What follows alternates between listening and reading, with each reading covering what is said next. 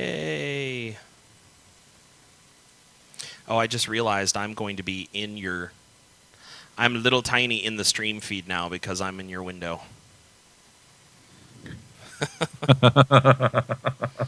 So I guess I will be doing multiple angles, even though it was unintentional that that's how it would be streamed. Okay. Hello, everybody. Welcome to the chat room.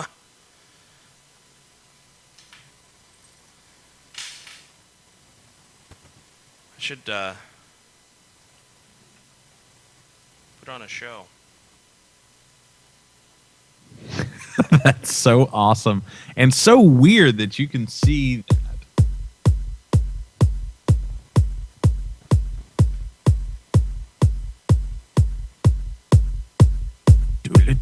We'll have a little background music while we do the show today, maybe.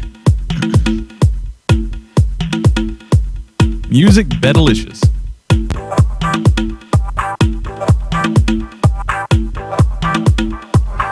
Tom's in the chat room whining about how he couldn't talk on a mic last Saturday. You know, if you do your reviews in advance, Tom, it wouldn't be an issue.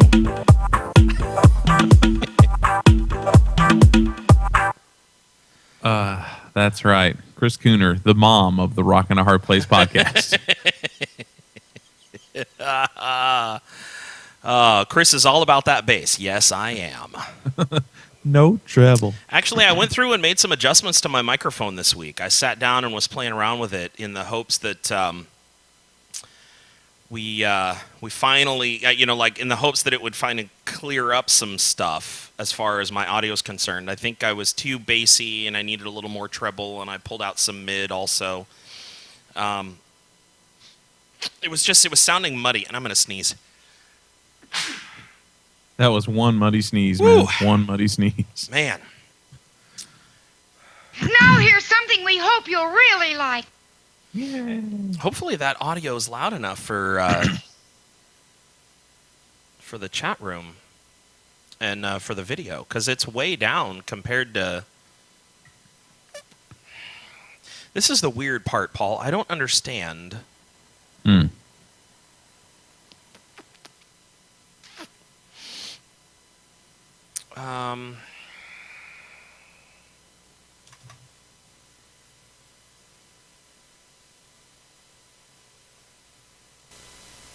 Check. I don't want that to crush too badly. So let's try this and see. Check. Does it sound okay to you, chat room? Because I don't want it to be crushing. That's the big thing for me, is I don't want to crush anybody. Now here's something we hope you'll really like. Do you want it louder, Kirk? Because saying louder doesn't tell me if it is louder or if you want it louder. So I need more descriptor in order to help me figure this out. Use your words, man. Use your words. There will be more background noise, yes, because I turned up the gain through the app. Do I need to turn it back down? Sounds a bit tinny. Thank you.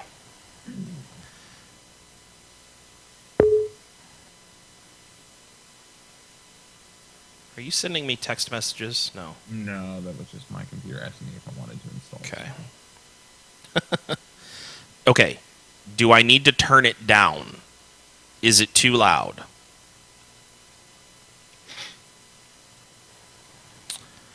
Yes, down some distortion on the high end. Okay. That's the kind of info I need.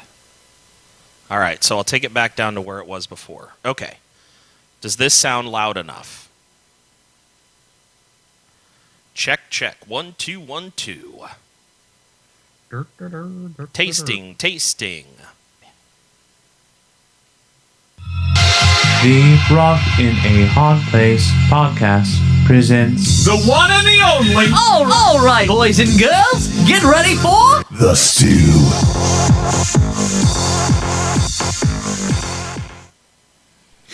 Your volume seems pretty good compared to Paul. Does that mean Paul's volume doesn't sound good? Or that we sound good together, like. Or just that mine's so terrible that it doesn't take much for you. I mean, it could go any number of ways with that. Yes, it could. I mean, I think I can give Paul a little more if he needs it. Well, he says good together, so because I can boost him. Chris needs a bit more low end. I sound thin now. Okay, so what if I take it to there? That is a small adjustment on my low end. Paul, go ahead and say something. Yes, hello. I am talking into my microphone and doing it for the fans. Alrighty. And I've added more low end. I'm waiting on some feedback to determine if that's acceptable. This is why it's nice to have a chat room, and a chat room who kind of knows audio. It does make a difference. Okay. So is the increase on Paul good, or do I need to... Paul is louder than Chris now. Okay. Paul, go ahead and try again. Hello, everybody. Paul Gibson here, talking into my microphone. Talkie, talkie, talkie. Woo, woo, woo.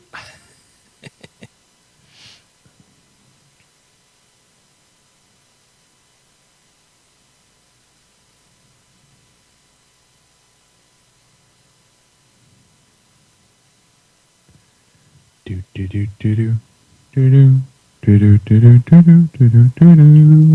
do do do do. The delay is killing me. Paul is peaking a bit.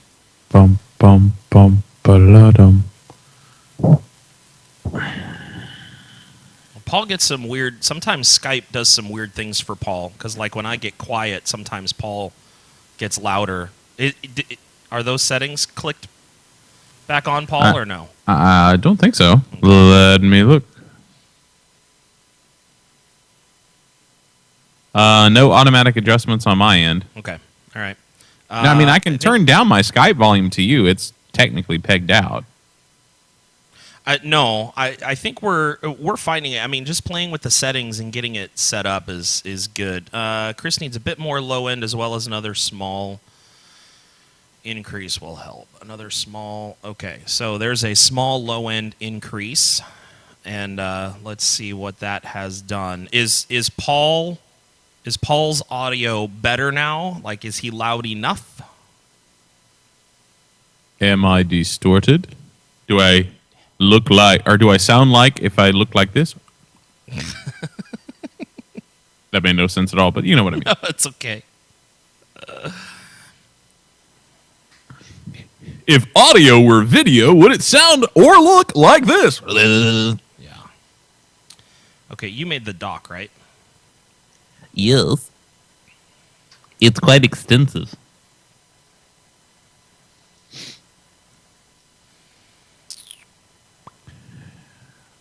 All about that bass, no treble.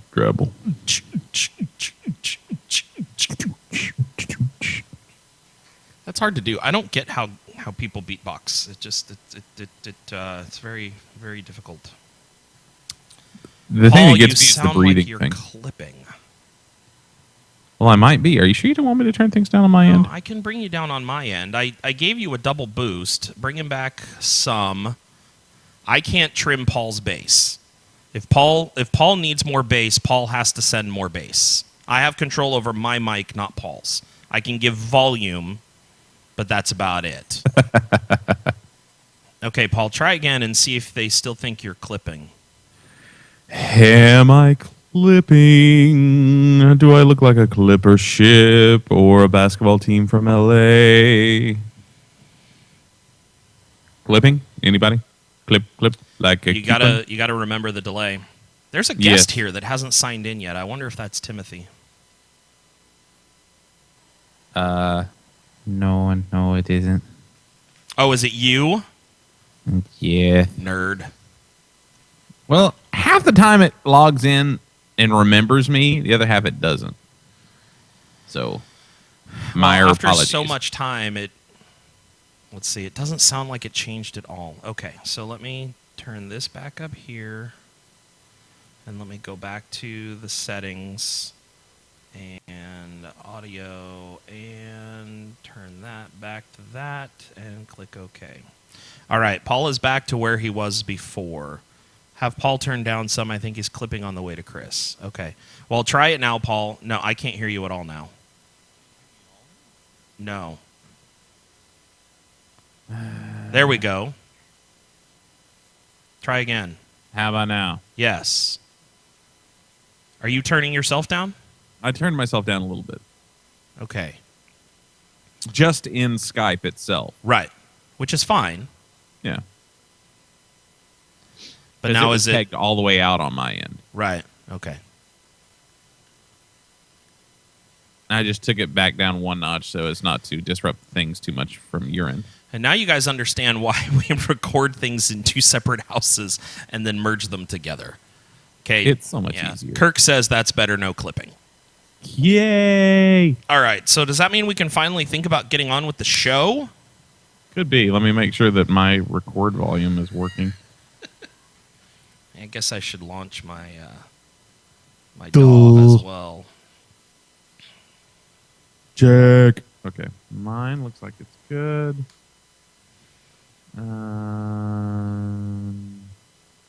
Checkity check, check, check. Oh, mute you. Boom. Checkity check, check, checkity check, check, check, check, check, checkity check. Did I make a stinky? Okay. Oh, I forgot we have a lady present. Sorry, Alyssa. That was very rude. Since it would be rude otherwise. Well, you know. In a world Where the line has been blurred between funny and rude and charming. There's Jack Black. giving Lacroix. And he's going to high tea. See you, Grumblers! Trogdor!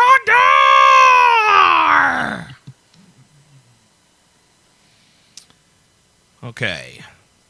I think we're ready. Do you think we're ready, Paul? I think we could be. I mean, we still don't have a topic for today, so we're just going to wing it. We got lots of news stuff to talk Yeah, about. we do have lots of new stuff to talk about. You're 100% correct in that, so...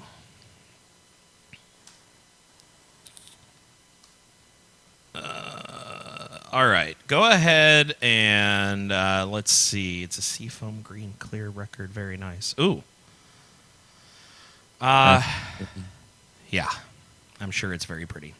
Okay, let's get ready to hit record in 3, 2, 1.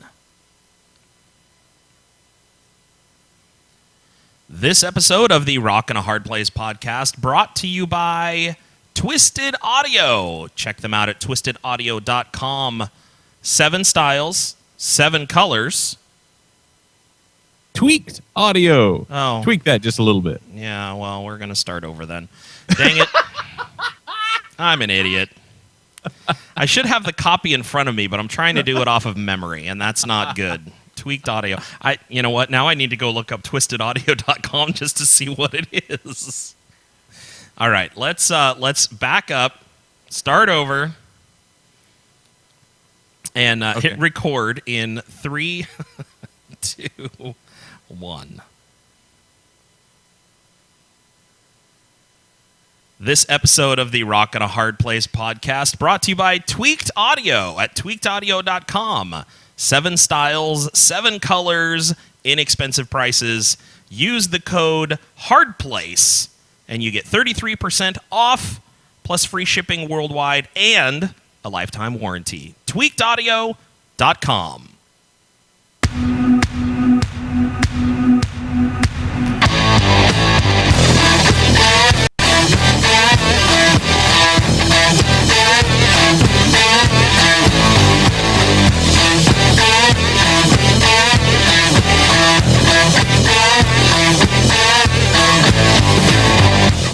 Hello and welcome to another episode of the Rock and a Hard Place podcast. My name is Chris Cooner. I am a DJ with Broken FM. You can check us out online at broken.fm. Joining me, as always, my good friend, my compatriot, my brother from another mother, His name is Paul Gibson. Yo, everybody. Paul Gibson here, loving all of you guys and girls, and so happy to be back for another week. I do host the Christian Rock 20 Countdown and, of course, co-host this wonderful podcast. So I'm glad you think it's wonderful. That warms the cockles of my heart. Oh, well, very good. I'm so happy for you. Tom Labonte in the chat room says he loves that theme song, and I just want to reiterate our thanks to the band Scientist for giving us that. They said there is a possibility they could show up in some music at some point in the future, in a song of theirs, I should say, because it is music, so for it to show up in music is kind of a dumb statement. But I've been full of those today. So, you know, this is par for the course. So it could show up as a song at some point in the future. Then again, maybe not, but we have the rights to be able to use it no matter what. They have given us great permission. So be sure to check them out. Scientist is the name of the band. They are a great group of guys. Yeah, and they're out on tour with a band in Kansas right now. I think. Which is kind of an odd pairing in my opinion, but for some reason I think it'll work. Yeah. Well, they're both a group of very personable guys who have a sound that doesn't quite fit in a lot of areas. Like it works, like it can be played on Broken FM, it can be played in the Christian Rock 20, and it works. But at the same time, there's not a whole lot of bands that you'll be like, oh yeah, they sound exactly like. That just doesn't happen. Yeah, absolutely. Loads of great respect for both of those bands. I think they both do a good job of getting the job done. And of course, Jeremy just got married. It's nice to see that he's still on tour. And you know, you never know when someone gets married. Sometimes the tour road can vanish. You know, because the idea of needing to have a real job and a real support system for this new family venture that you have entered into can be a little bit overwhelming sometimes. But it's nice to see that Jeremy is still allowing his passions to draw him and drive him. And I believe that she is actually on tour with him, at least for part of it. Yeah. So, which is a good idea, I think. Yeah, absolutely. Well, hey, look, if it works for Corey and John, it could potentially work for just about anybody. Of course, I don't know if Jeremy's wife is a musician at all, so we'll see. Well, yeah, and also it helps if you have like a gigantic friggin' tour bus to tour in. No, like they basically drive around in a house. Essentially, yes. So how about some news? We've got Lecrae being nominated for a BET Hip Hop Award. Who would have ever seen that coming? I think that's pretty awesome. I do too. I think he's been getting a lot of favorable acceptance from both the mainstream and the Christian world of late, and I think that's fantastic. I think he deserves it. I think he's a really good artist, and that he's been able to walk a very fine line of being able to make quality art that still has what people want in it from a Christian artist. And not to say that it's like, oh, he knows just how much Christian and Jesus to put in there or anything, but I think his natural tendencies tend to fall in a way that satisfy a lot of people, and I don't think he's looking for a low common denominator, but he definitely seems to hit a broad group of people in a very favorable way. And, you know, if that works and you can do that, that's great. And I'm super stoked for him. Well, he's up against other artists. The single, it's the impact track for his single called Nothing. Others in the category include, and I have no idea who any of these people are, Common, Lupe Fiasco, The Roots, and Talib Kweli. Kweli? Yeah, Talib Kweli. Yeah. Okay, there you go. So the show airs on October 14th. So Lecrae, best of luck, my friend. I hope it works well. He's going to be in San Francisco in the middle of next month. And so I think Tim might try. Well, it's a Wednesday show. He might not be able to. We have tickets that we're going to be giving away on Broken for people to go down and see him. It's going to be him and I keep wanting to say Andy Sea Mineo. Light, Andy Mineo. Yeah. Same person, but that's not who he goes by now. Yeah, and DJ Promote. Yes, absolutely. Which is much better than Cannon. Sorry. I have my own issues with that, but we won't go there right now. Yes, well. Let's see. Lots of music that is going to be coming up. And how about some free tunes? Love me some free tunes. Free tunes. Especially from heavy bands. That's right. Makes me smile. Download Fit for a King's new Descendants reissue. Fit for a King's reissue of Descendants is available as a free download on Noise Trade. but it's only for a limited time, so you can go check it out and download it if you like and support them. So I guess what happened, Paul, you were telling me they got signed to Solid State, but this album was from before they were signed. Yeah, as I understand it, because they said it was it was like an independent release for them, and they have released, I think, one album before now on Solid State, and they're about to drop a new album on Solid State. So I'm gathering that this album was done before they were on Solid State. But it's weird because they're calling it a reissue, but one of the descriptions I read of it was like, "We were so excited to pump this out for you guys. It's got like all new re-recorded instrumentation and vocals." I'm like, so basically you re-recorded the songs. You re-recorded the album. It's not a reissue. A reissue is where you're just like, oh, okay, we did that once. Right. Pop it back out there with a different cover. So, I mean, don't get me wrong. I'm all about it being, re-recorded, because usually for a lot of bands, when they get signed, their product level goes up. It gets more money invested. It has better production values, all that good stuff. And sometimes when you go to explore back catalogs of bands who have recently gotten signed, you're like, I can see why they got signed, but it's still nowhere near where they are now. So I think it's a good thing that they went in and gave it the full treatment. And I've downloaded it, but I haven't gotten a chance to listen to it yet. But I'm planning on it. All right, good deal. Now, there's a smattering of bands we know that are entering the studio, or at least we have heard are entering the studio. We will start off with The Devil Wears Prada back in the studio. Yeah. Not being a hardcore fan myself, it's hard for me to get excited about this, Paul. And I know you're more of a hardcore fan than I am, but even so, you've kind of fallen out of the habit of listening to it. I mean, some of that comes with doing a top 20 show. You've got to stay, your finger has to be on the pulse of what's common, I guess, for lack of a better term. Right. What's going to get played on my show, I know so much more about than what's going on in the hardcore world. Unless it's like Demon Hunter, and even then it's like, yeah, they still get played on my show, but even if it's only some tracks. But yeah, I mean, I do find myself, it's like I have all these little trivia things, but as far as like, oh, yes, I totally know who The Devil Wears Prada is on tour with right now and what their new album sounds like and all that. Yeah, that doesn't happen very often. Okay. So I guess there are people, this is going to sound bad the way I'm going to say it, but there are people that are really excited about this. So that does sound kind of bad, but I know exactly what you mean. I mean, it's not that I don't care, but I don't care. Yeah. Because it doesn't...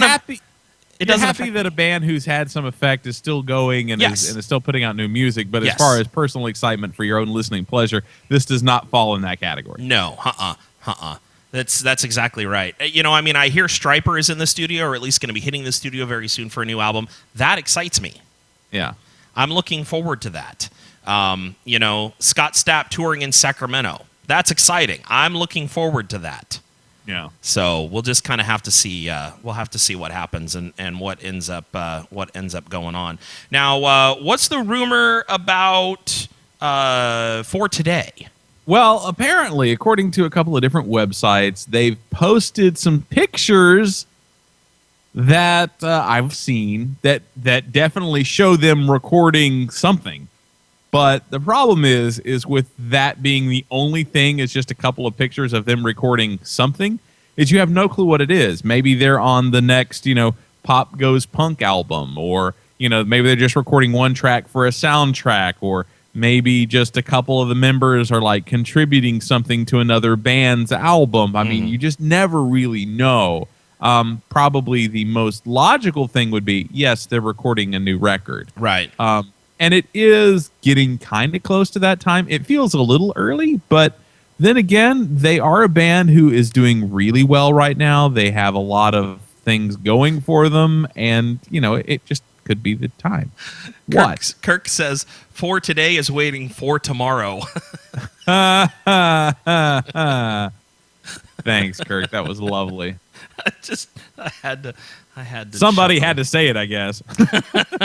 I had to chuckle. This made me think of something. I was going through my Facebook feed the other day, and I found something. Let me see if I can dig it up. There is a new There's a new style of metal that is sweeping, I guess, Japan right now. Okay. And if I can find the post, you guys will get a sick kick out of it. All right. It's why don't you talk about Reliant K, and I'll see if I can't dig up this post. Sure thing, buddy. We'll take care of that for you. So Reliant K also hinting that they are releasing music, although it's a little bit more blatant than just a picture showing, a band member in the studio. Matt Thiessen has put out a thing on Twitter saying this, implying, once again, new music. He says, enjoying a beautiful day in Nashville, getting weird with new Reliant K music. Just me being myself. Now, I love the like teen girl ending to that, just being myself, but other than that, it's kind of exciting. And I love Reliant K. They're fun. It'll be interesting to see where this new album goes, although I think this will be the first record in a very long time that has not had involvement from Ethan Luck. So I don't know if that will change the sound at all, because I know he went on to do other things shortly after they released the K is for Karaoke record. So we'll see how that goes. But anyway, did you find what you were looking for? It's coming. It's coming. And So- I still haven't found Yeah, exactly. what I'm looking I'd probably for. better just go into YouTube and looking for it rather than trying to find it on my friend's Facebook feed like I did yesterday. So let me check out YouTube. There is a new style of music, and again, it's so bizarre. It's called baby metal. Baby metal. All right. Yes, baby metal. Here, let me see if this will play. The beginning sounds a little intense, and then when the lyrics kick in is when you're gonna kind of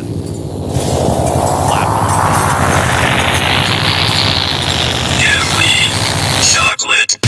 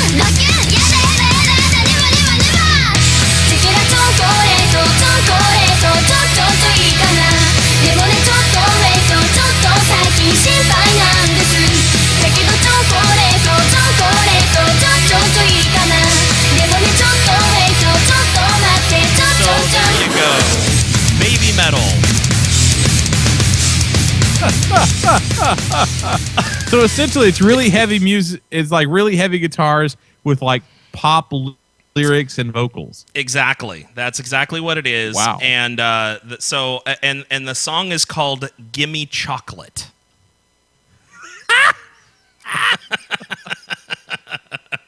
Only in Japan, man. Only in Japan. Okay, I'm going to anger metal fans everywhere when I say that. If it was and I don't know. Maybe I don't want to step in this. I don't know. If this was like an American band trying this, I could kind of see it. I mean, it's hard for me to get into music that's sung in other languages just because I don't know what they're saying, and I know that makes me like an obtuse white American, but it's like if I heard an American band try that, I could almost see it being fun. That's just what I'm going to say. Did that sound politically correct enough? Well, here's what Tom says. Wow, I want to hate it, but I don't think I can. Yes. So I could see where, that's kind of that's kind of it's like the line from the movie Cars where Lightning McQueen says, "I often invoke feelings in people they themselves don't understand." Yes. That sounds like a tagline for our show all the way around. But when that got posted on Facebook, I watched about as much of the video as I shared with you guys, and I was like, okay, the music in the background's actually really good, but then when you hear the young, like, teenage girl lyrics over top of it, and you find out that it's a song about chocolate, there's just something so oddly strange about it. Have you been keeping up with the chat room? Yeah, exactly. It's oddly catchy. Yes, and that's the problem. Lindsay Lohan pop singing over Hate Bread. I don't know what Hate Bread is. It's supposed to be Hate Breed, but still, Hate Breed. Okay. Yeah. Gotcha. Yeah. Which Tom says it's low breed. Low breed. So anyhow, I thought you, the fans of this show, would definitely get a kick out of that kind of thing. It's very, very, very odd, but now you know it's out there, and my guess is that at some point it very easily could make its way over to the U.S. God help us all. Hey, I'm down with it. Hey, let's start a topic right off of that. What kind of artists, at least vocalists, could you see from any band that you know of totally change genres and it be maybe not necessarily for the better, but be something that you would find extremely interesting? Wow. I think we should put that out to the chat room and let them come up with something too. The one that I know, this has been said over and over again, and I will reiterate this, Jeremy Camp needs to do a metal album. Mm-hmm. That's what I'm going to say, because he knows and listens to Zayo. That should tell you something. Oh, wow. Okay. That's interesting. And I mean, he's got it. It's always just underneath the surface of his songs. There's kind of this angst that needs to bubble out, at least for one album. Huh. Wow, that's odd. Tom said I just hummed it out loud. Oh, no. So Captain Kirk says yes or a blues record, and Tom wants you to say the question again so that he can understand exactly what you're looking for. Okay, so let's put it this way. Okay, there is an artist or a singer, probably more or less a singer, because let's face it, that's kind of how we identify most bands. There are very few bands we know just because they're guitarist or drummer. But let's say there's a singer who you would really like to change genres. Like we said, Jeremy Camp maybe do a metal album, or maybe I think it would be cool for, in as much as this isn't a gigantic stretch, I think it would be awesome for Toby Mac to put out like a really hard, heavy rapcore album. Just something that's different, whether it be one direction or another. It doesn't necessarily have to be that. Maybe it's you want Ryan Clark to do I don't know, like I was about to say a new wave album, but he kind of already is with his new band, Lo and Behold. So, something like that. I mean, something where it's different. It's not just this is just a slightly tamed down version of this. Well, we've seen what happens when Disciple goes praise and worship in the middle of a breakdown. Right. So, it doesn't get spins. Yeah. What? It's like poker plunk. Let me see. Crystal Lewis did a 90s swing album. Really? I didn't know that. I would love to hear that. I did not know that. Tom says he'd like to hear Kevin from Disciple sing a hook in a rap song. But that's not really a change. I mean, it would still be cool. It'd be but Kevin, it'd be Kevin being himself in a different song. We're looking for like a complete genre change. Yeah, which I don't know. I'm trying to think of other things that would be interesting. Like, I don't know. I mean, I could see like the whole idea of the the Screaming Rays. I'd forgotten that was Crystal Lewis. That's right. Okay. That's right. Yeah. I was thinking more in terms, maybe even this is kind of close to the baby metal or whatever it was, but maybe like Matt Thiessen from Reliant K, maybe him doing something like on that level. That would be interesting. Yeah, totally. It might not be good, but it'd be interesting. Nothing else. And of course, Matty Mullins is kind of doing that. I mean, he's the lead singer of this very heavy metal band, and he's putting out this kind of CCM dance album is the way it sounds just off the tracks I've heard. And that's totally different. Kirk says Carmen doing a hip-hop album. Oh, wait. Yeah. Once again, refer back to the point that it might not be a good thing. Yeah, exactly. Oh, man, that's awesome. Jenny Owens doing an industrial album. One.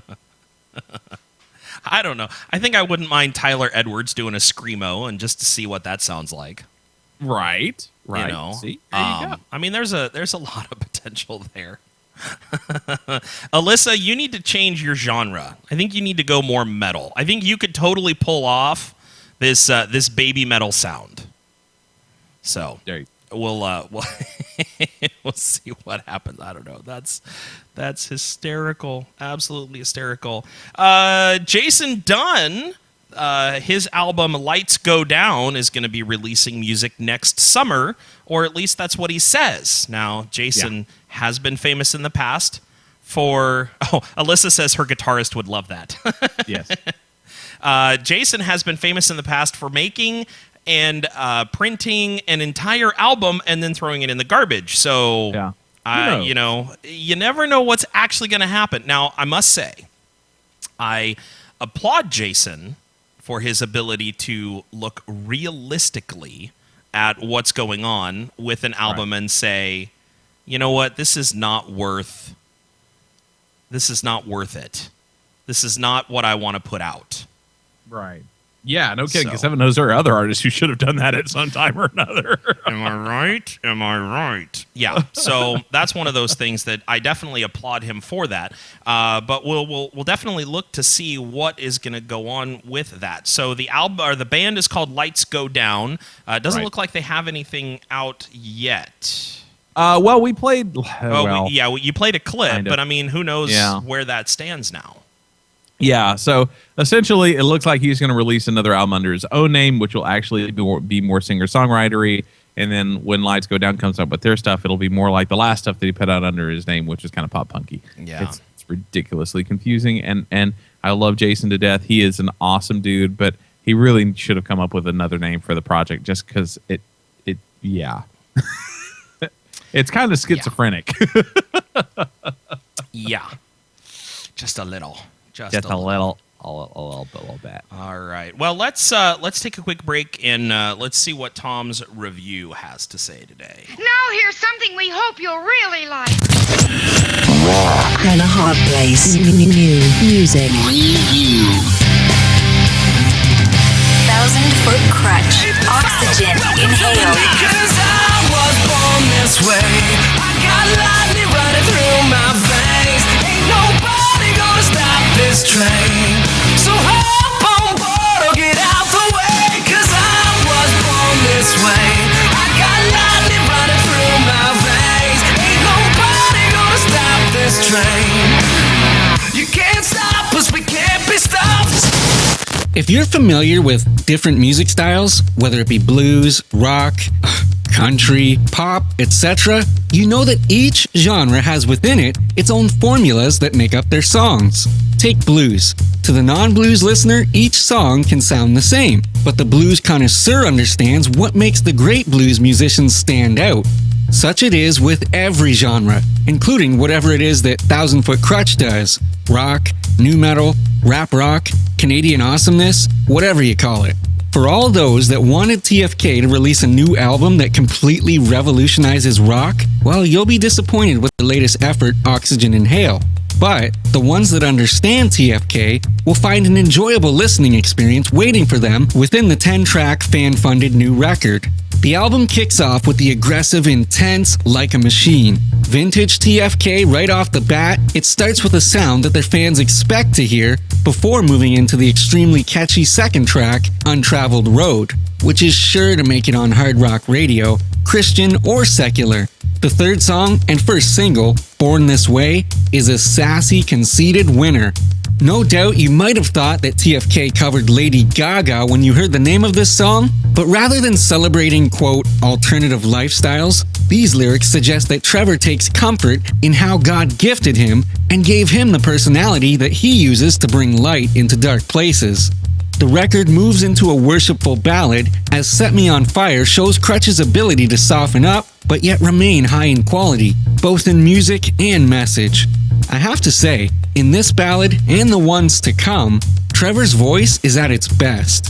He's truly hit another level and displays some real skill in the softer songs within this album, specifically in the songs Light Up and the almost title track, Oxygen. Give It To Me, the 5th track, brings back that aggression fans love about TFK. Again, not a revolutionary song by any means, but it's Crutch doing what they do and doing it well. Trevor and the boys have received a bit of criticism on the internets for the lack of cohesion found on Oxygen Inhale, and I can't help but be a little surprised by the cyber outrage. Do these guys even listen to TFK? These internet reviewers cry about the album having too wide of a divide between heavy and soft, and call the band out for the more worshipful songs like Set Me On Fire, Light Up, or the FM static-like and incredibly intimate In My Room. I think before these guys type another word, they should throw each Crutch record on one by one and see that this is nothing new. Even on Your Sacred, the end is where we begin. So Far Gone, anyone?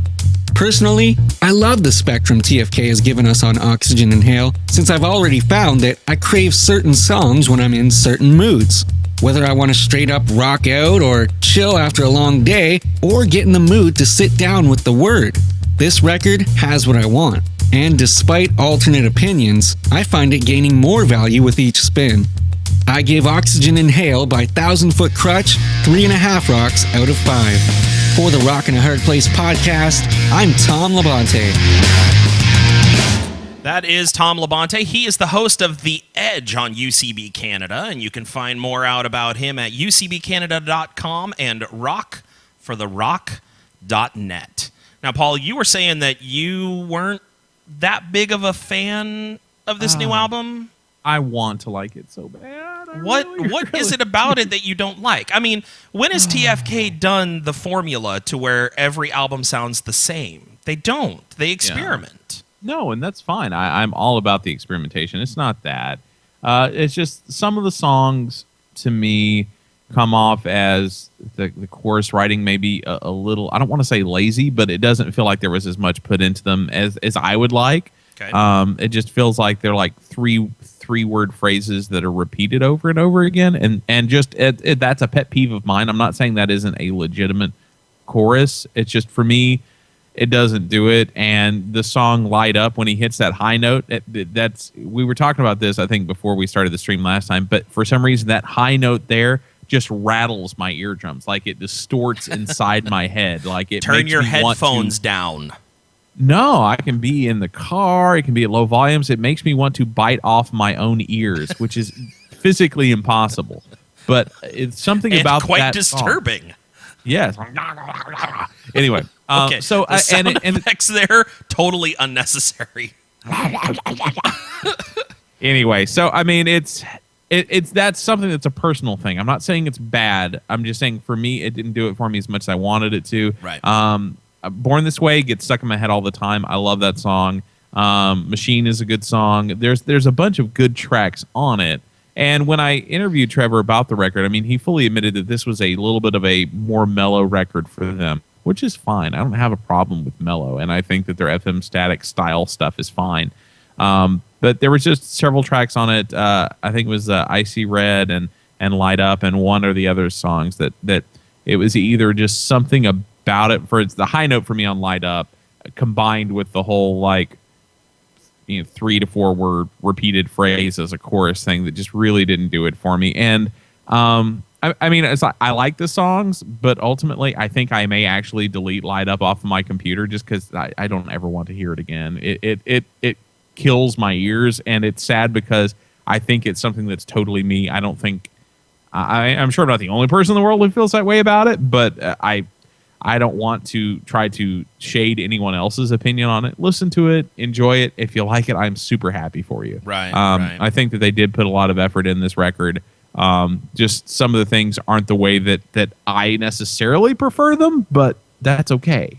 That's just me. So I mean, one of the more mellow songs that I really like, that I think is well written personally, is the In My Room. Yeah. You know, and listening to the interview that he did with Tim, it's kind of a personal song, you know, about a boy who is kind of ready to give up on everything, and it's just him and God, just asking God, you know, if you're real, will you meet me here? I can't make it anywhere to find you, so you're going to have to come to me, kind of thing. And I think that for the generation that exists today, I think that's going to be kind of an anthemic song for them.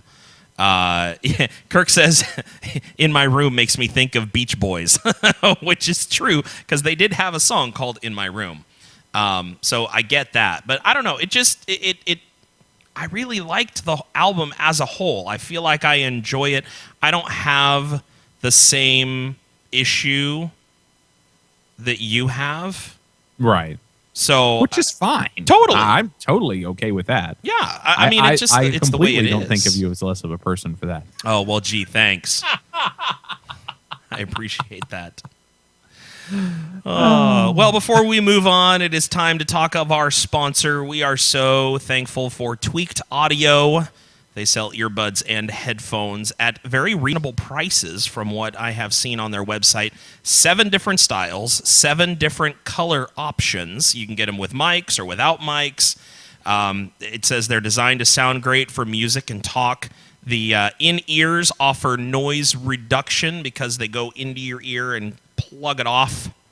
Yeah. And so, there you go. They're compatible with iPods, iPhones, Android devices, MP3 players, just about any phone. You can stick it in your computer, whatever you want to do. If you go there and use the code HARDPLACE, all one word, HARDPLACE, you will get a 33% discount off of their already reasonable prices. You get free shipping and you get a lifetime warranty. And not only that, a portion of that purchase actually comes back to Paul and I to help support the podcast. So we are super, super stoked to have them coming alongside of us. Once again, that is tweakedaudio.com. Be sure to go check them out. Well, we have some more news to discuss. We have My Children, My Bride are signing with E1 Music and Good Fight Music. Which I'm not really sure, and I know this is horrible of me, but I don't know the correlation between the connection of E1 and Good Fight. I assume that they're probably like a sub-label kind of a thing, but I don't know that for sure. But I do know that E1 is who Spoken was signed to, and I believe still is. Oh, okay. And, who is it? There's another band that's a little bit more CCM leaning that we've had on the Christian Rock 20 before, who's also on E1, and I can see their faces, but I can't remember the name of the band. But anyway, they have been kind of equal opportunity. They signed both Christian and mainstream bands, and have done, at least apparently from what I've heard from the bands, have done right by them thus far. So I'm pretty excited about that. Of course, My Children, My Bride were one of the more popular solid state bands for a while. Mm-hmm. So it'll be interesting to see where they go with this. Of course, I'm sure the rumors will start flying before too much longer. Oh, they're not on solid state anymore. They must not be Christians anymore. That's just not fair. Well, we didn't list this as one of the news items, but apparently there is a huge uproar right now with Switchfoot and Gungor touring together. Yeah, because they're two bands that don't I guess was it kowtow to the Christian establishment as it were. Well, so here's what I've read. Apparently Gungor made a blog post, and knowing how his blog posts go, this was probably something he talked about like 2 years ago, and it just recently got discovered and reposted and publicized. But he apparently made a blog post, something about he disagrees with the way that we teach Genesis or something, that there's something in there that he thinks is kind of off with how it's dealt with, and that created a huge amount of fervor of suddenly Gungor no longer believes the Bible.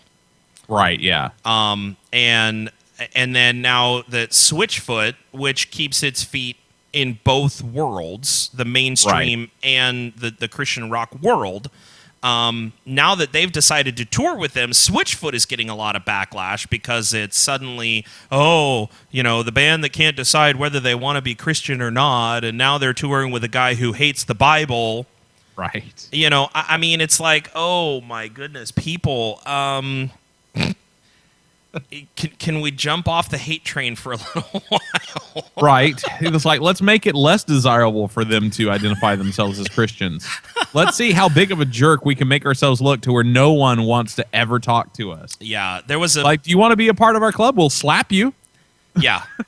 Yeah. Well, that reminds me of the Veggie Tales. Stop fighting, stop arguing, and stop slapping people with fishes. Right. Exactly. Yeah. And that the whole thing is just irritating.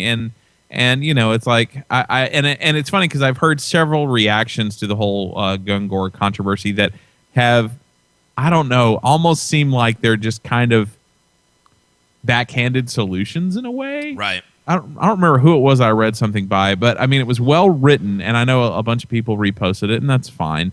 And maybe it's just the way I took it, but it was something to the effect of, okay, we are hating on this person. We are sending out mean tweets. This is exactly what everyone else is doing to each other in the mainstream world. Why are we doing this?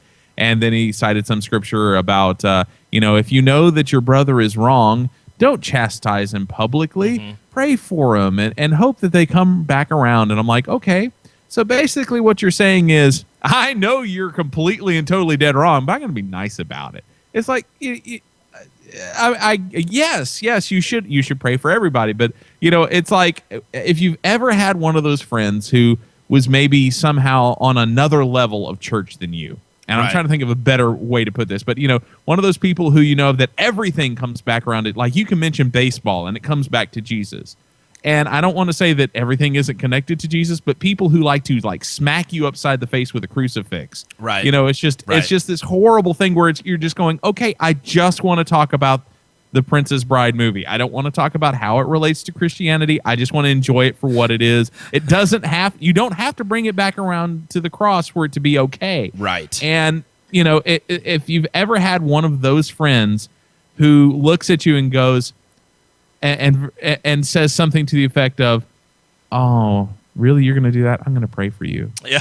You want to slap them. It's a condescension. And it feels like a condescension. It feels like I know better than you. You will figure this out one day, and you just want to go, "You're not my mom." Yeah. And it's hard for me to get over people doing that, and that's what some of the comments towards Gungor made. It's like, why can't you just say, you have a different interpretation and opinion than this, but ultimately you still believe Jesus died on a cross for your sins, and that's the only reason why you have a chance at heaven. That's really all that matters. The rest of it is kind of sort of not that important. Well, Tom posted in here that he's quoted as saying he doesn't take the Bible literally, and that Genesis 1 being a poem isn't the way things went down. Well, that's fine. He is welcome to have his opinion. Right, But let's get back to the core, like you just said, okay? It's Jesus. Yeah. Without Jesus, nothing else matters. Right. Okay? Jesus has got to be the core. Yeah. He's got to be the core. And I've told people this a lot lately. It's like I'm busy trying to remove the log from my eye to go around and try and flick splinters out of other people's. Right, yeah. That's kind of my take on my life right now. So I'm, I won't come down too hard on anybody. If there's like a blatant... as Christians, we are to go to our brothers when there is a concern. I want to say it's in Timothy, and Tom can confirm this, having been a pastor for a while. Well, he probably still is a pastor, but I know he's a DJ full time now.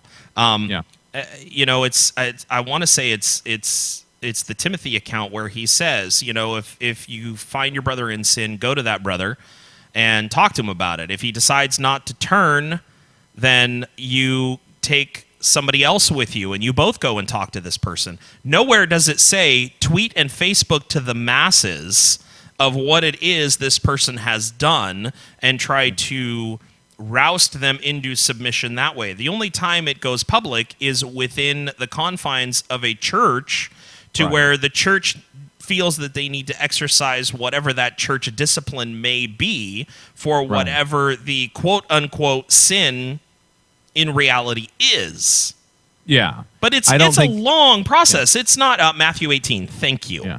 It's a long process. It is not an instantaneous of, I go to you, Paul, and I say, hey, I've noticed you've been doing this. That's not okay. And then you do nothing about it, and I tweet to the world, nobody hire Paul Gibson because he's a, whatever. Right. Yeah, exactly. Because, I mean, and also, I think that there's some amount of stuff that you do have to think about context on all this. On all this. And I know that people, feel like if you think about context and how context is different now, that means you're just all ready to throw the Bible into the dumpster or something. I don't think that's true. Right. But you also have to remember the entirety of Christendom when this was written was probably less than 1,000 people. I mean, you're not talking about a big group. And even if you told everybody, you're not talking about a major group. Whereas now, careers are won and lost in, 150 characters or less or whatever on Twitter? 140.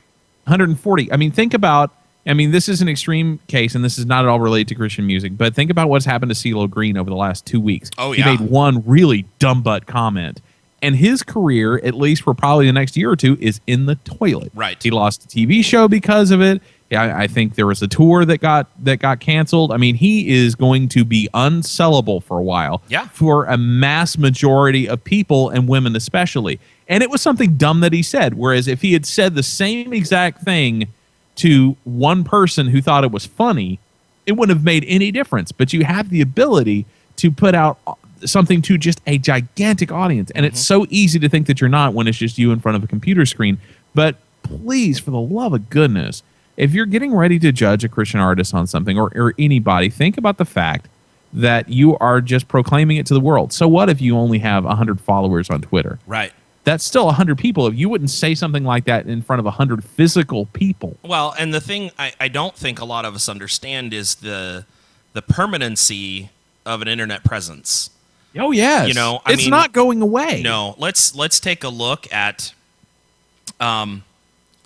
let's take a look at the major picture leak that happened this last weekend. Okay. Stories have been about all over the place about all of these female stars who had their privacy breached and pictures taken and posted in places for people to be able to see that was never the intended design of those pictures. Right, yeah. There's two sides of this. There's the side that's saying, well, if they'd never taken the pictures, then they would never have to deal with this. And while that may or may not be true, the fact of the matter is that they did take the pictures, and they were not intended for viewing by the public unless released by them. Right. And somebody invaded their privacy and stole these pictures. Yeah. And posted them for other people to see. That's a crime, and it needs to be treated as such. Oh yeah. It's the same kind of idea. What you do in secret, when you put it out, and those pictures, I guess my point is those pictures will be on the internet forever now. They will never be able to get rid of them, because as soon as they're taken down one place, somebody else posts them in another place. Right, yeah. So it's that kind of thing that has to be considered. Anything that you do in today's digital age, this podcast, it doesn't matter. I could remove every copy of every episode, but people have downloaded them to their own computers, and anything that I have said can come back to haunt me at any point in my life. Right. Yeah. Anything that I say can be used against me at any time because of the internet technology. Now, I choose, by recording this and posting this, to allow that to happen. Right. I think Tom makes an interesting point here in the chat room. He said, I came to this when I finished talking to David Zack a few weeks ago. In the past, theologians gave us theology. Now artists give us theology. We should let artists give us art and listen to theologians for theology. And I think that's true, but I think the problem, Tom, is that the lines have been blurred as to who is a theologian. We make assumptions that because a Christian artist claims Christ and writes songs about God and his attributes and Jesus and his attributes and his actions, that makes them a theologian, when most of them have probably never been to any kind of seminary school at all. Or college in general. Or college in general, potentially. That's a very good possibility. So the problem is not just that they espouse these things, The problem is that we eat it up and claim it as theology. Right, which is funny because let's take it out of the Christian marketplace for a second. Let's say you go to an art gallery opening and the artist is there. He's really weird. Yes. Really, really weird. He's wearing a hamburger hat. And I don't mean a hat shaped like a hamburger. He's wearing a fedora made out of hamburger meat. Raw hamburger meat. It's dripping, stuff down his face. You would not look at him and go, wow, hamburger meat hats. Right. I see deep meaning in that, and I must have a hamburger hat. No, you would go, oh, that dude makes an awesome painting, but man, he's weird. And you have that separation when all of a sudden it's not unified under Christ somehow. You have this idea that, oh, this person is creative. That might mean they're weird. Don't get me wrong. They might have a great spiritual life, but they still could just be a little odd. And there's nothing wrong with them. That makes them unique. That makes them different. It gives them sometimes a perspective that should make you think. Now, it should not make you agree necessarily, but it might arise questions where you're like, you know what? I never thought about it in that way. Maybe I should do some more reading in my Bible or, read what other people who know a ton about this subject, find out what they have to say about it. And you may go and look it up and go, oh, this is nothing but bunk. This has been talked about a lot and it's stupid. Right. But, the fact that you write about it now, you're more knowledgeable. But you shouldn't be looking through liner notes and song lyrics and go, wow, so-and-so said this. It must be totally gospel. No. Well, They're trained and self-taught in a ton of ways to express thoughts and ideas, but that doesn't mean that they're correct. Right. Well, and that's the thing is, I am friends with a lot of Christians who don't necessarily believe the same way I do. Right, yeah. And it's okay. We can sit and discuss our differences. It's fine. It's when you allow those differences to damage the relationship that a lot of these problems arise. Alyssa says that that's what's scary to me about being labeled as a Christian artist. It's funny that label creates a symbol of leadership that may not necessarily be intended. And if we look at the biblical definition of a Christian leader, that is someone who ultimately is going to be held to a higher standard. Pastors, teachers, they're held to higher standards about their speech and all of that kind of stuff. It's a scary proposition. I had a listener come to me and talk to me about my seeming platform or my vocal, my voicing my opinions puts me in that same potential position. And that's a scary thought. And Tom says, I haven't handed my friends who don't believe the same over to Satan. No, I have not handed them over to Satan. That's for God to do if he deems that what they're doing is not acceptable. It's that's not my job. That's not my job at all. Thank God. Yes, thankfully, I don't have to make those decisions. Yeah, I feel that it's sad that when somebody doesn't believe exactly the same as we do, that we feel that they are completely wrong and unjustified. I don't know that I have it all right. I believe I do. But I'm confident in only this, that Jesus Christ is the Son of God. He died for my sins. He rose from the dead. And because I believe that, I will go to heaven. That's the only confidence I have in anything. Yeah. Yeah, because when it all comes down to it, label me a heretic as much as you want to, but when it comes down to it, there's a lot of stuff that is in the Bible, especially if you're paying attention to the New Testament, which, let's face it, that's kind of the part that matters. No, the whole Bible matters, buddy. Be careful. Be careful. Okay. But there's New so much of the New Testament that overrides what's in the Old Testament. And that makes it more relevant, but it doesn't mean that it matters more. Okay. It's grace versus the law. Okay. Well, so you have to have both parts. That's right. Orthodox Jews believe in the Torah. Right. a portion of the Old Testament, and that is it. They don't allow for any of the New Testament to have any say, and that's that. I mean, the New Testament is what talks about that grace and that salvation and the Messiah and all of that kind of stuff. So I love when Paul writes about not arriving but striving. Yeah, exactly. Yeah. That's exactly right. I run the race towards the prize. I run the race so that I can win, so that I can do my best, not just so that I can say that I ran the race. Anyhow, I cut you off in the middle of your statement, Paul, That's and okay. I apologize. That's okay.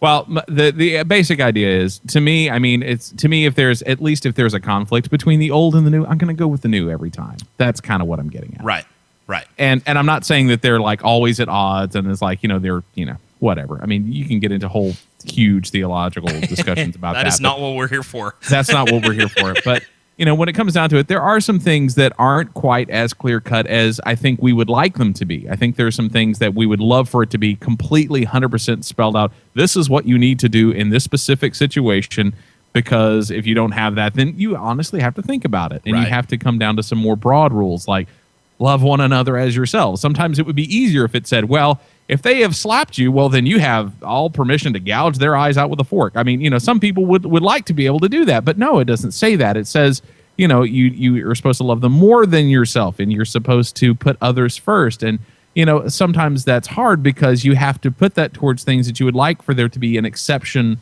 to that rule in this case.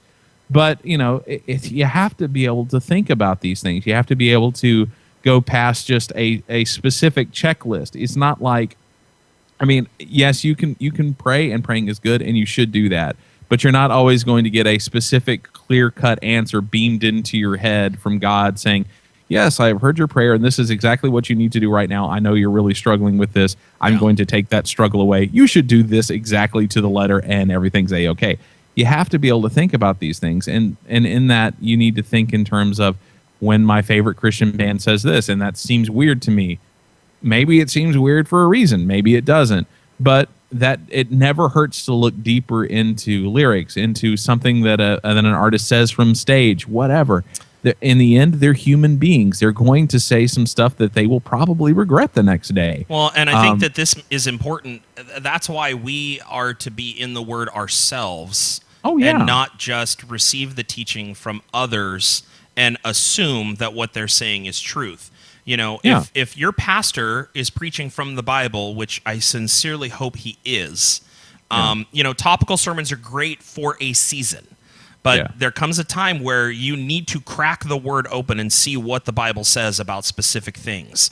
Right. If your pastor teaches something in the Bible and you don't think it's right, instead of yelling out, "You're wrong," go back to your Bible, figure it out, support it with Scripture as to why he may or may not be wrong, and it'll change your attitude on a lot of this stuff. I got a friend of mine who is a pastor of a local church, and when he took it over, he was asked to come and preach there and to be their senior pastor. Well, the church was not elder-led.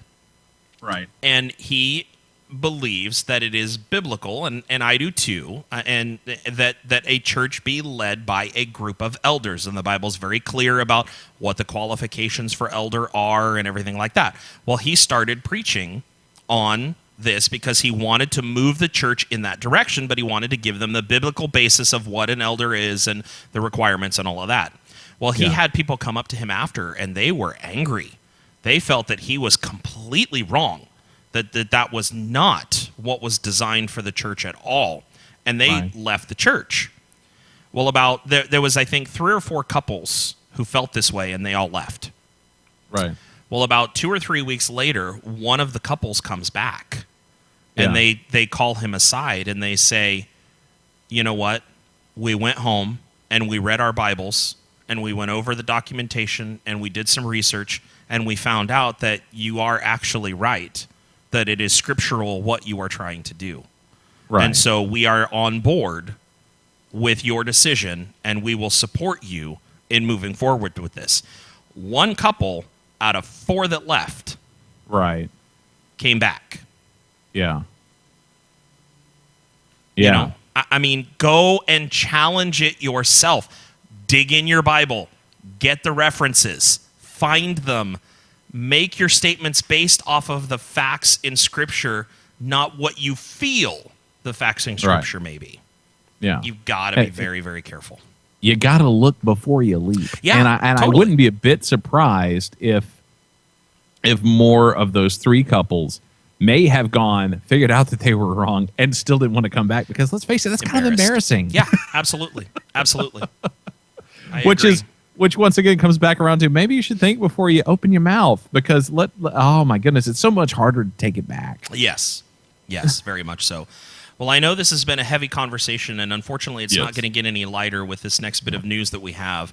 Dustin Kinsrue, who is formerly the lead singer of the band Thrice, he has actually resigned his position as director of worship and elder at Mars Hill Church. Mars Hill has been going through a lot of stuff lately, and there are some concerns from within some of the leaders of the portions of Mars Hill Church that Mark Driscoll, the senior pastor, needs to step down for a little while, and he's got some healing and some corrective behavior that needs to be taken into account. I was reading some stuff this morning, and Dustin was one of 9 elders and pastors who wrote a letter to the main board of elders at Mars Hill, basically detailing out some problems that they see and some corrective steps that they would like to see taken in order to help maintain everything that is going on within Mars Hill and the ministry that Mars Hill has. According to Dustin, he and the other 9 people have been met with some very serious negative reactions to their heart and to what the intent of the letter was. It's been seen as an attack on the senior pastor, Mark Driscoll, and not as in love coming to the board saying these are problems and they need to be dealt with. Right. Talking to a friend of mine who attended some classes up there and feels that those classes at the time were very beneficial to his pastoring ability. He said that a lot of his friends that were heavily involved in that church have all quit and moved on to other churches because of some of these very issues that were pointed out in this letter of 9 to be sent into the elders. Dustin has a 6-page PDF that is available to read. If you want to find out his perspective on what's going on, feel free to read it. Dustin starts everything out by saying that he loves the church and he loves the senior pastor and he loves the people, but there are just some things that he can't stand by and let happen anymore. I gotta say, I feel like whether or not he's right in the things that he said have gone on within the church, he's gone about his concerns the proper way. And he's tried to make it not a public spectacle. He's tried to go to them and talk to them, and the board that surrounds the senior pastor is not allowing any of this to sink in. They're pretty much denying that anything wrong is happening, and they didn't fire anybody, but they did tell them all that they know where the door is. If they don't like it, they can leave. Right. Yeah. And you know, it's hard for me, and part of this probably comes from the fact that I grew up in mostly small to medium-sized churches, but you know, it's that very dangerous thing of whenever a church gets that big, especially kind of under one centralized figure. Number one, it's hard for that centralized figure to remain kind of objective and humble in it, and I can understand why. I mean, it's easy to lose yourself in much smaller situations than that.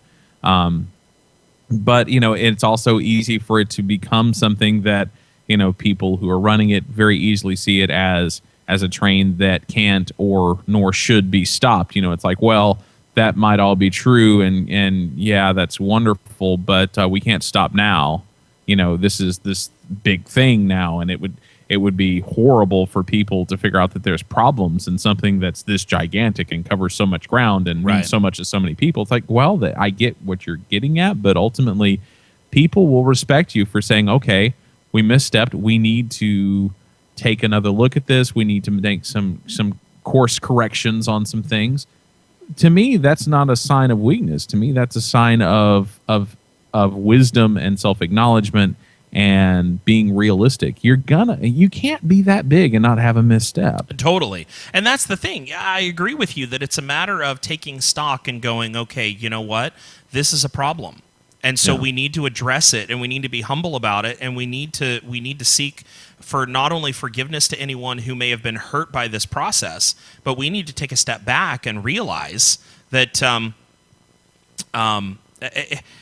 things do happen, but sometimes our stepping away and letting others come in through the healing process is the best solution. Because if it's because of something one individual or a few individuals have done, those individuals cannot be present during the healing process. They need to go away, and they need to deal with their stuff, and then maybe can be brought back in at a later date and reestablish some kind of ministry opportunity within that church.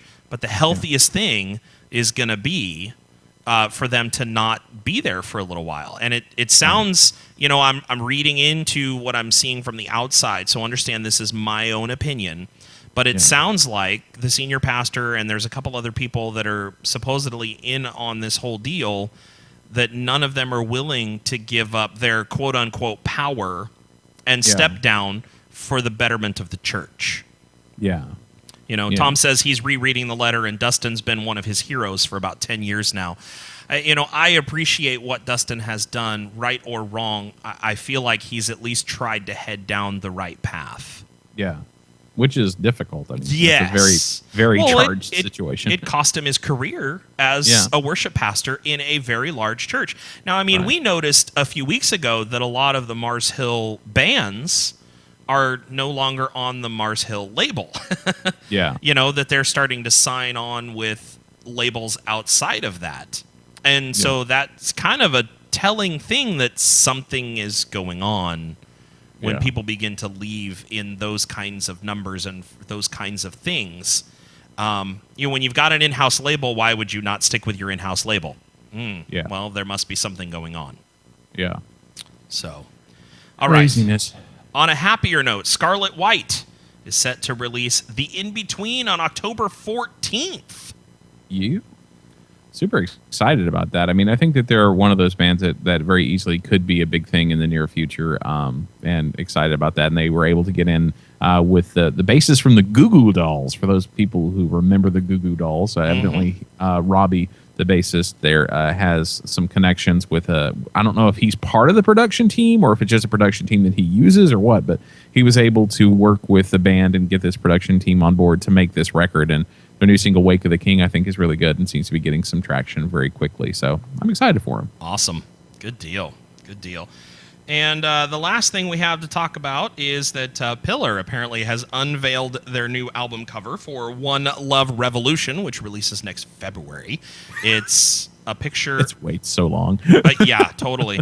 It's basically a picture of the four guys in the band, black and white. It says One, and then under that it says Love in red, and then says Revolution. And, of course, the Pillar logo is down the spine or side of the album. So good news. We should have some more new Pillar music coming in the very, very near future.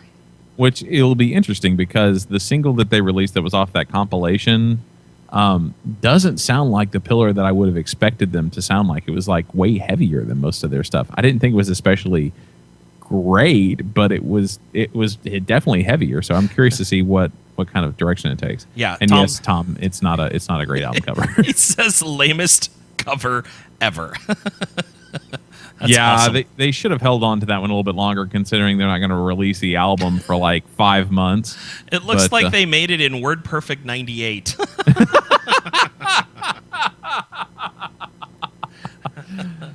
You could have at least said Photoshop 98, man. Right. You know?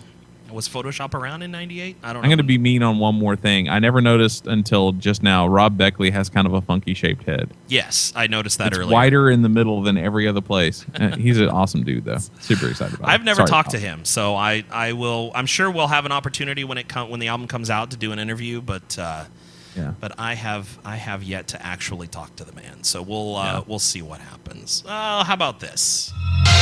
The Rock in a Hot Place podcast.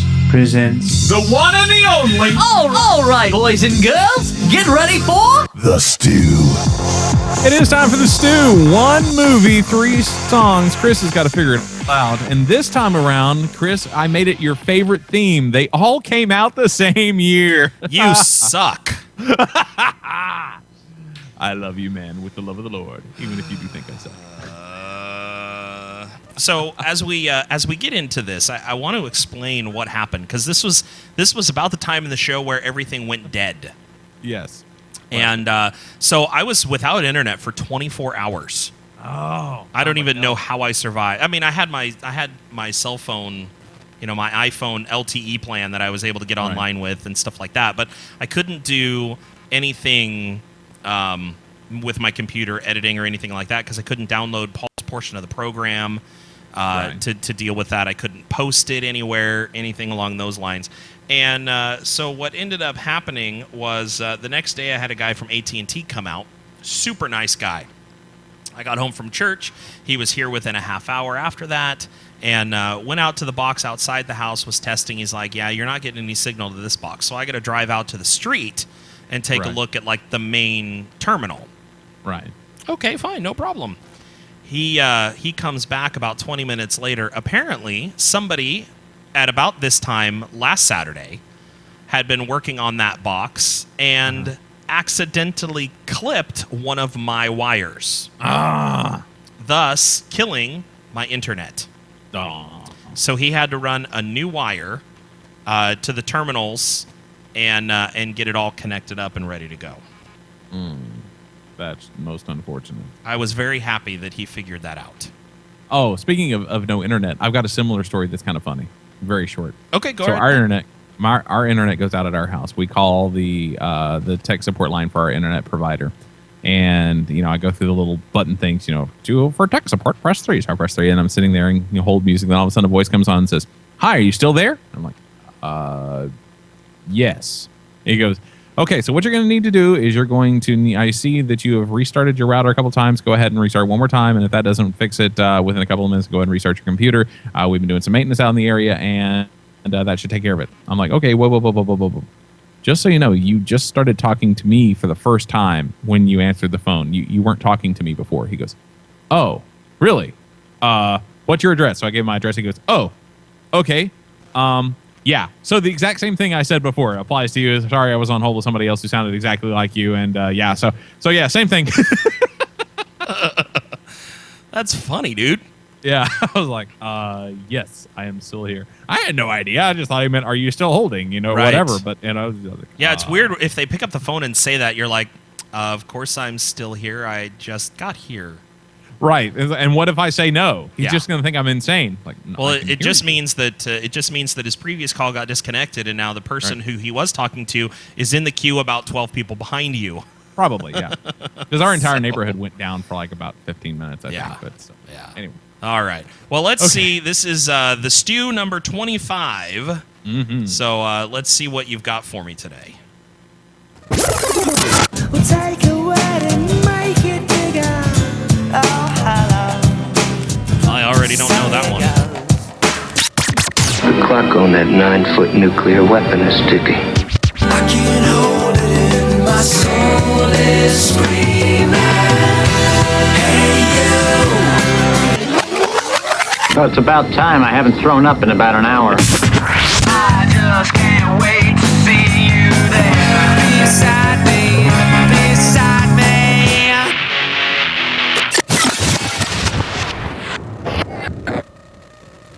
Wow. All came out in the same year. Is the movie Armageddon?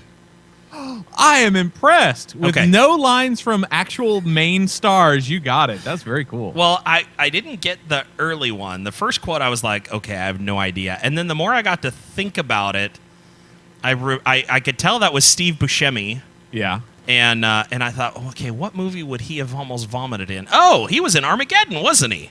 Right. Of course, then again, that is kind of a big one to pull, though, because let's face it, what was Steve Buscemi not in around this time period? Yes, exactly. Okay, so I know song 2 is "Hey You, I'm Into Jesus" by DC Talk. Very good. I have no idea who the other two songs are. Oh, really? Yeah. Okay. Yeah. So I we can will guarantee you'll get the first one if you play the long clip. Okay. Well, let's give that a shot and see. Alyssa says she's pretty sure on the last one. Or no, she's not sure on the last one. I can't read today.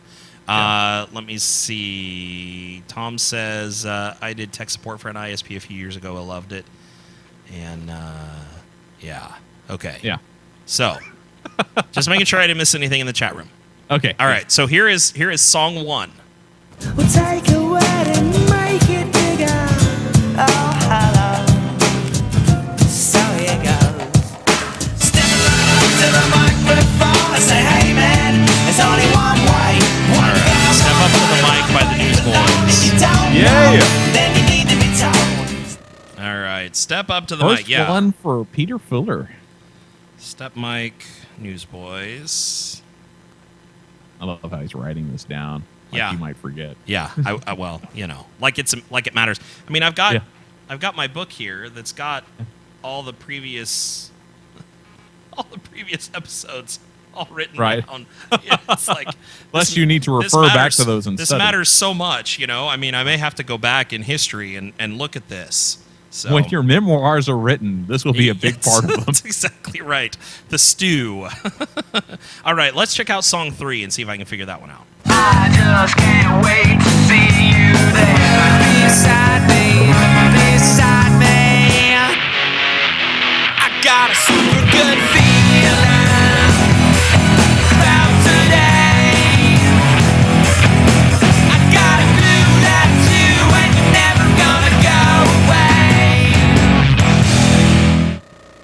I have no idea. Really? Yeah. That is... Oh, do we want to throw it out to the chat room? Yeah, let's let and the ask them chat to- room see if... I mean, Tom's giggling, so I don't know if he...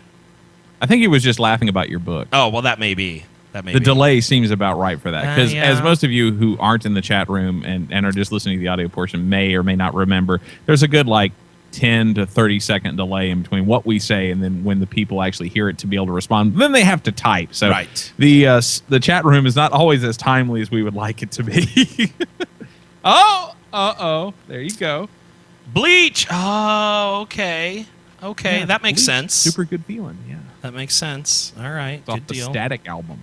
Good deal. Now, do you remember the year that all of this came out? Armageddon. Let's see. It was the 90s. Yes. I am going to guess 97. Oh, 1 year off. It was 1998. Oh, so close. Yeah. Yeah. So close. All right. Well, Paul, do you have any noise trade picks? I do. And you do not get to put the you don't get to put the Fit for a King album as one of your picks, by the way. Oh, no. You guys, if you like metal, you'll probably like it. Anyway. But no, these are two very different ones. These are actually new projects by singers from other bands, which was a total coincidence. I didn't even think about that until I re-looked at it now because I had these picked out for last week. But Right. Of course. But everything died. We all died last week. So the first one, do you remember the band LaRue? I know the name. Okay. I was never a big fan, but I know the name. It was a brother and sister. And the brother, I think his name's Philip LaRue, if I remember correctly, because I don't have my notes up. Started a new band with another dude, and the band is called The Rival. And they have an album up on Noise Trade that is quite tasty. And I don't know how overtly Christian they are pressing this as, but as far as I can tell, it seems to be very clean. So I'm assuming that it's not at least overtly secular. But in any way, they seem to be doing some good stuff. I think they've had some TV placements and whatnot for some of their songs. But this is a clip from their song "It Ain't Over," and it's by The Rival. Here we go. So, you know, I would say what I would, I would find instead of not anymore. I would say what I please, I would see you on your knees and ain't no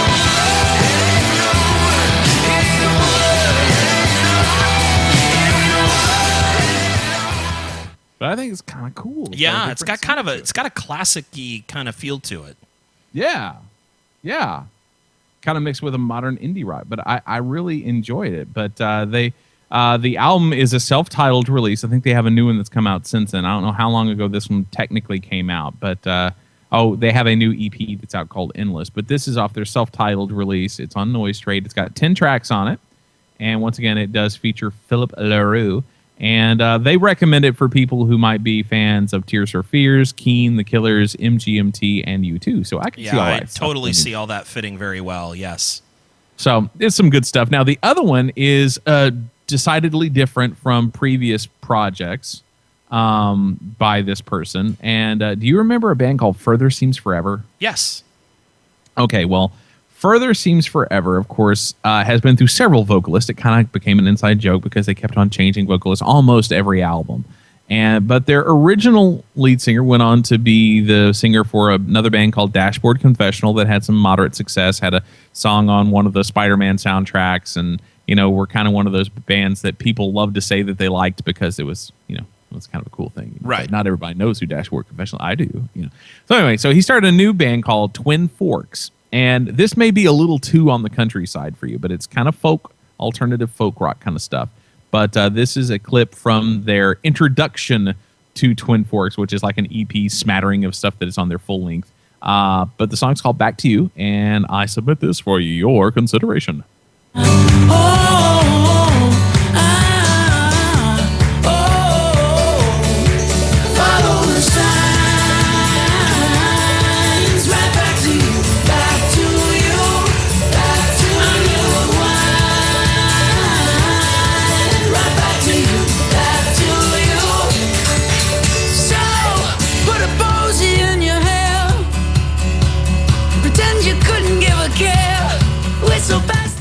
All right, so there you go. I like it. It's awesome. Different. Yeah. It's got like banjo in the background, but doesn't give it an overly country feel. Right, yeah. It's very much kind of the folk rock thing that's big for bands like the Lumineers and Mumford and Sons and stuff like that. So, but I dig it too. And there's actually a music video for that song too, which isn't like huge on the production quality, but it's interesting and kind of fun. But this little EP that's like a sampler that you can download from Noise Trade has 4 songs, one of which is a Taylor Swift cover. Cool.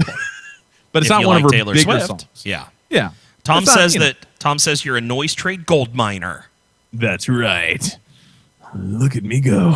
So anywho, so check that out. Twin Forks, and also the other one was called The Rival. So check those 2 artists out and see what you think. Good deal. Yeah. Man, what a show today. I know. We done good for not having a clue what we were doing going Exactly. For not having a topic selected. I think we covered everything pretty well. Oh, my goodness. Well, we do want to say thank you first off to the folks who hung out with us in the chat room. We greatly appreciate it. And we love having your commentary as well as your thoughts and your answers and everything. So if you want to hang out with us in the chat room, go to the website, rockandahardplacepodcast.com, and you'll see a little link there for the Ustream. It'll allow you to come check us out, hang out with us in the chat room while we record the show. We record at around 9 a.m. every Saturday morning, 9 a.m. Pacific, I should say. Yeah.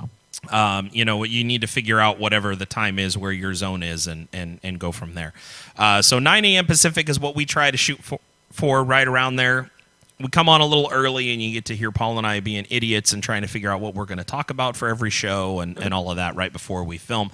The videos, of course, are uploaded to YouTube, and so you're able to see what we look like, unfortunately, and get some info from there. So check it out. It's all available on the website, rockandahardplacepodcast.com. That's rock, the letter N, the letter A, hardplacepodcast.com. And that's also where we post copies of the shows. You can watch the YouTube videos and all of that good stuff. Be sure to visit our sponsor, tweakedaudio.com. Check them out. Get a discount on some headphones. Paul, I've got yours shipping out to you. I dropped them in the mail yesterday. They said they should be there Monday. Okay, cool. So you'll have an opportunity to check them out and see what you think. And then maybe we'll get a review next week.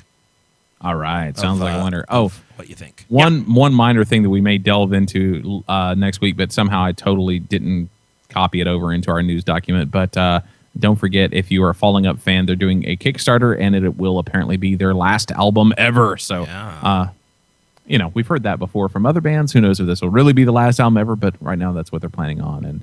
And I'm hoping to try to get Jesse on the show sometime in the near future to talk about it. But cool. Anywho.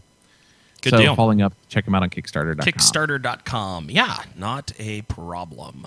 Not a problem. Well, that is going to do it for Paul and I. We are going to head off into the sunset. If you, if you like that sort of thing, that's what we're about. So I'm Chris Cooner. And I'm Paul Gibson. We'll see you next week. We'll be right